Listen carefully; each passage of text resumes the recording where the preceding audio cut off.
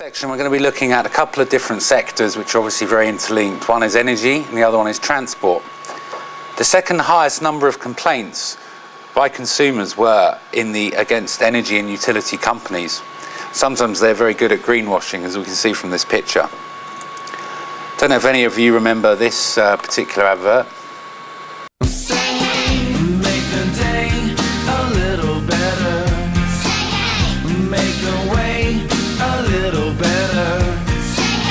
Say hey, a little better. It's the place where I want to be. Say hey, make a day a little better. Say hey. I don't know about anyone else, but the idea of selling a gas station as a premium destination to go with your family is pretty sick. BP obviously have had a bit of a problem in the last year or so. Beyond Petroleum, as it was once called. And interestingly, their mix of oil, gas, wind, solar and biofuels, I'm afraid it was 93% oil and gas. So how one could call it Beyond Petroleum, I'm not sure, even when they were selling themselves on that concept. And of course, our favourite friend, their new CEO, Tony Hayward, said, what kind of company is this man running? We had too many people that working to save the world. Well, if that's the case, the fact that they hit that point had 95% fossil fuels and 5% renewables, they obviously weren't doing a very good job saving the world. According to the charts, that's the best plan of action. Yeah, great. Don't worry about it. It's a small spill on a very large table. Sir, I think we are underestimating just how much coffee was spilled. Yeah, that's a lot of coffee. Well, we better hurry up because it's almost reached my laptop. Calm down, calm down. Boom. It's also going to destroy all the fish. Oh boy. Okay. Boom. Look at that. My God, it's encroaching on my map of Louisiana. Okay. Okay. Look. Oh no. Fish. Laptop. Okay. Map. Okay. I'm sorry. Oh no. Fish. Laptop. Okay. Wait. I've got a brilliant idea. Oh. Okay. Jones, you gotta hurry up. I think the public is getting suspicious. All set. Damn. Didn't work. Oh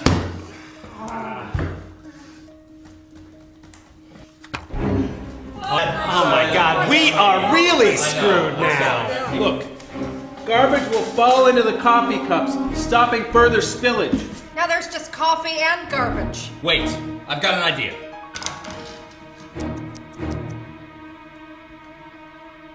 Damn, I really thought that would work. Well, maybe it doesn't work right away. Let's observe it for 3 hours and then reassess it. Okay. We just wasted 3 hours. Damn it. That's everything I've got. God. The gentleman from Halliburton are here? Send him in. Gentlemen, oh my God! You guys are partly responsible for this. You provided these styrofoam cups knowing they were unstable. Oh, no.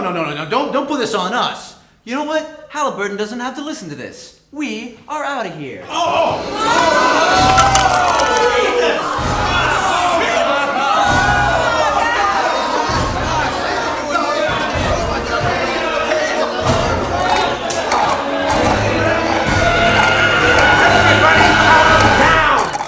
I've got Kevin Costner on the phone.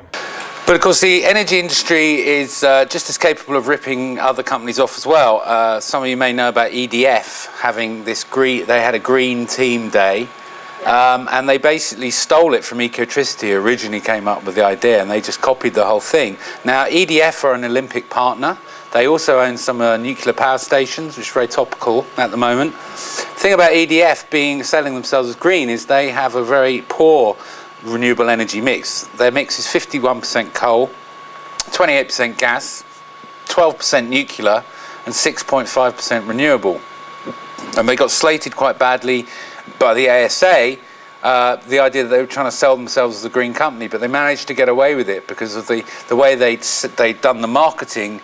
Although it was conveying the idea of being a green company, they weren't actually saying we are a green company, and it was a very fine line. It's not that easy being green, having to spend each day the color of the leaves. think it could be nicer being red, or yellow, or gold, or something much more colorful like that. It's not easy being green. It seems you blend in with so many other ordinary things, and people tend to pass you over, 'cause you're not standing out like stars in the sky. But green's the color of spring, and green can be cool and friendly light, and green can be big like an ocean. The thing about that is it doesn't actually say we are a green energy company, but the whole thing is meant to give the impression that they're a green energy company.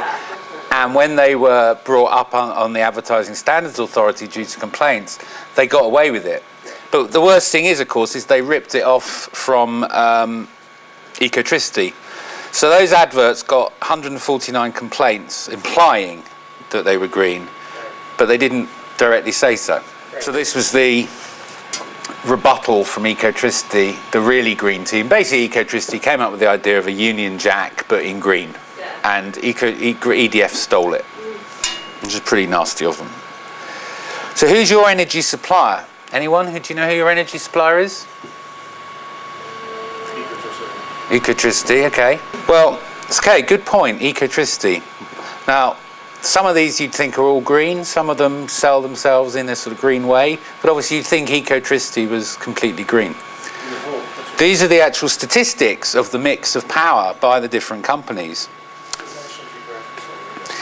And Ecotricity does actually get some of its energy from nuclear. So although they're sold, they've got 45% renewable, they are still getting supplies from coal gas. Now you can get a tariff that's more expensive that is pure green, but actually the mixture of energy that they buy on the open market combines non-renewable energy. And actually British Gas has the lowest CO2 emissions per unit of energy. So British Gas is actually the best one. Good Energy is the only one that guarantees 100% renewable.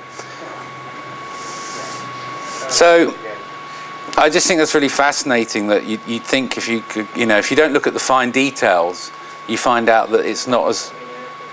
So Good Energy is the one. They invest all the money goes back into green energy. I mean, this is not to say that Ecotricity own nuclear power. They don't. It's basically where they get their mixture of energy on the market from.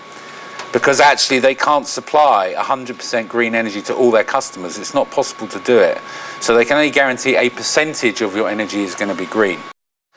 So obviously there's a lot of talk about coal being a possible power source of the future because we've got so much of it. And of course they're now talking about clean coal, which is an interesting discussion. You're looking at the most abundant fuel in our country. You're looking at an American resource that will help us toward vital energy security into the next century. But most of all, you're looking at 50% of our electricity. Coal. It's the resource that generates half of our electricity at a third the cost of most other fuels.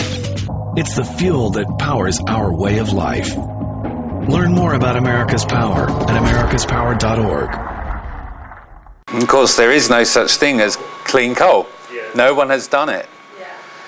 So the idea that they're selling clean coal is a bit of a misnomer, to say the least. There aren't any large-scale carbon capture systems in place yet that have been proven on a general level. There's special ones, but they're not. Well, and then there's the mining issues. And the mining, open cast mining, a huge amount of environmental destruction with coal. Unfortunately, China and places like that, and America have lots of it. Australia has lots of it. Australia ships all its coal to China. Well, you've got the yeah.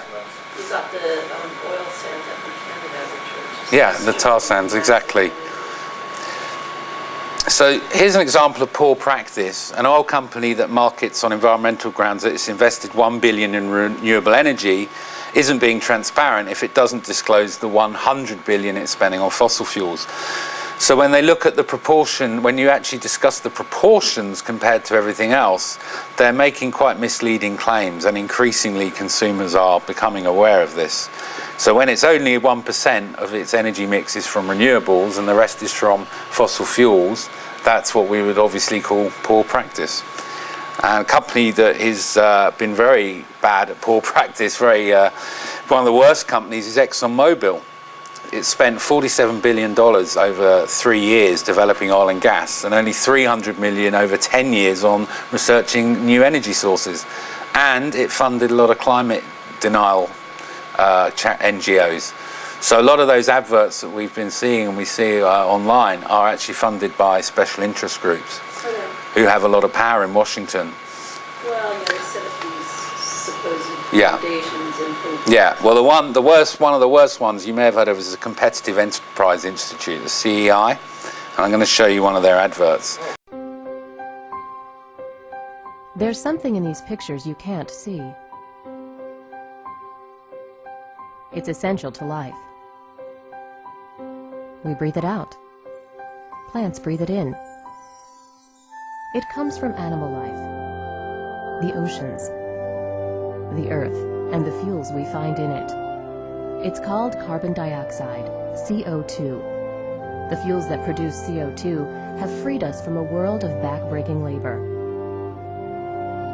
lighting up our lives, allowing us to create and move the things we need, the people we love.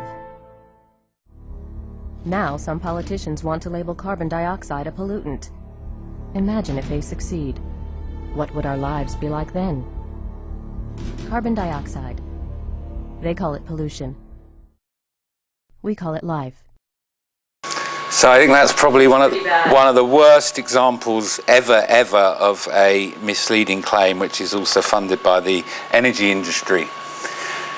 So obviously consumers are very confused with the contradictory messages they're getting. Obviously America's a lot worse than over here, but still they're getting very mixed messages about what's right or what's wrong. And of course what happens is you end up having cognitive dissonance where people just give up. It fuses their brain and they just don't bother.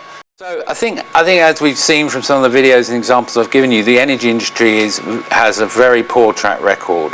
It is greenwash central in my view. As global warming becomes more of a concern, all of us in the petroleum industry are doing what we can to show that we care about the environment. Many of us have changed our logos from something like this to this. See, it looks like a flower. And we in the plastics industry are doing our part by putting the word recyclable on all of our products. Where to recycle, how to recycle, or what to recycle it into haven't been thought of yet. But we're spending millions researching where on our product the recycle logo is the most visible. And I'm wearing a sweater instead of a suit, so I must love nature. And look where I'm standing. Isn't it beautiful?